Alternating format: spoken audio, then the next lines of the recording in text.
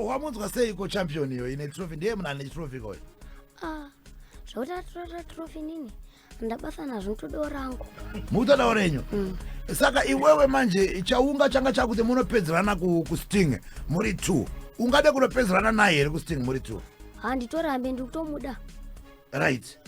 But anorovere manzwiro ako anogona here? Inini anogona, but chandikuona haasi kupinda malaini makuru, ari kukumbira munzira. Right. Ndo paunomurovera ipapo? Ndo panomutyorirewa. Maita bho timu yangu aita bho handidika.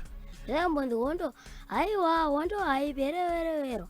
Saka pakataura ipapo. Right. Mfana wami wanzwa nyaya yatanga achitaura panapa handidika. Paunorova malines ako usatomboita mistake ekurova line rinonyadzisira oro rinoita kunge ruda kuita sei? Ruda kunyadzisira ndiri. Pese panorova mai malines handidika. Even panopinda mustudio chirekodha handidika. Yes. Right, isusu tichataura namudhara chipasi.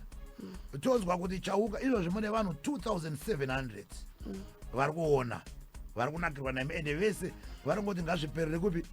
Kusting. Saka tichataurawo namudhara chipasi. Tozwa kuti mudhara chipasi anotipa mvumo here ende anoti tiende kusting here, because ndiri seni ndiri kutiwo zvinoperera kupi? Kusting. Kana mabvuma chaunga chabvuma King Alpha tamirira mudharani chipasi.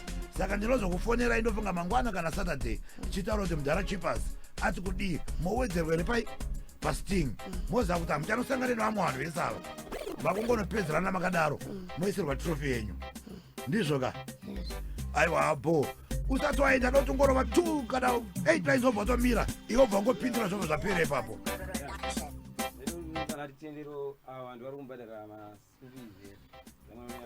Oh, right. Mire zotaura hangu navo rege zvapedze malines pachi. Right, Ngwere Diki chingorova malines 8 obva tomirira ipapo kadiki obva tovharisa tobva tamira. Akufu arufu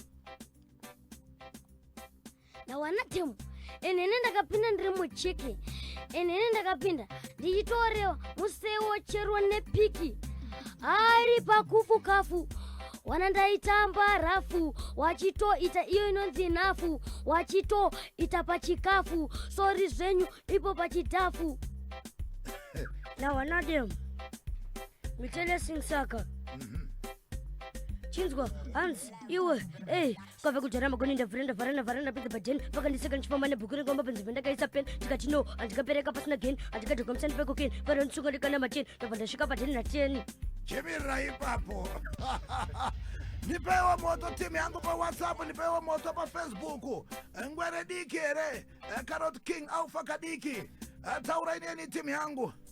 Ndimbo taura na Elder vari kufamba na Ngwere Diki.